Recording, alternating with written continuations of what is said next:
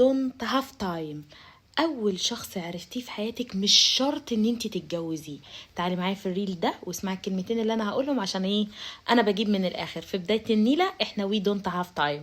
بصي حبيبه قلبي، اول واحد اتعرفت عليه في المدرسه، في الجامعه، في الدراسه، في الديسك، في الفصل، في الدرس، كل العالم دي مش شرط خالص سقف توقعاتك يجيبك ان هو ده اللي هتتجوزيه.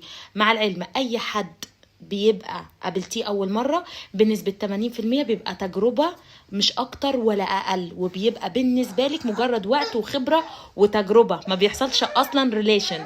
ده رقم واحد. سوري بنعتذر لصوت البيبي. المهم نكمل الفيديو.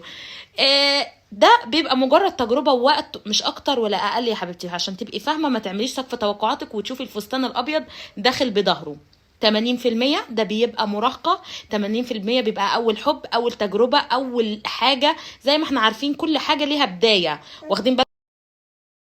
فاول حب، اول شخص، اول راجل يدخل حياتك مش شرط خالص هو ده فتى احلامك اللي هتتجوزيه. اي واحده اساسا علميا فسيولوجيا ما عدتش ال 25 سنه واتجوزت او اتخطبت بتفشل بنسبه 30%. دي ابحاث. ليه بقى؟ لان اصلا عقلانيا انت ما بتبقيش نضجتي ان انت تاخدي الاختيار الصح. واي راجل ما عداش ال 26 سنه ما تاخديش عليه، عشان برضو بيبقى لسه في مرحله المراهقه. فعايزين نفوق مع بعضينا. مش شرط اول حب اعلق فستان الزفاف على طول بمجرد ما اشوفه. دي تجربه اكيد هتتعلمي منها، اكيد التجربه اللي بعدها اصلي لازم تجربي.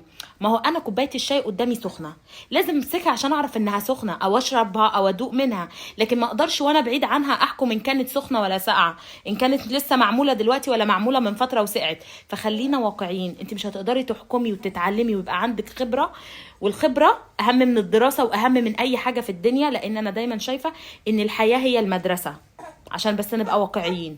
فدي اقوى.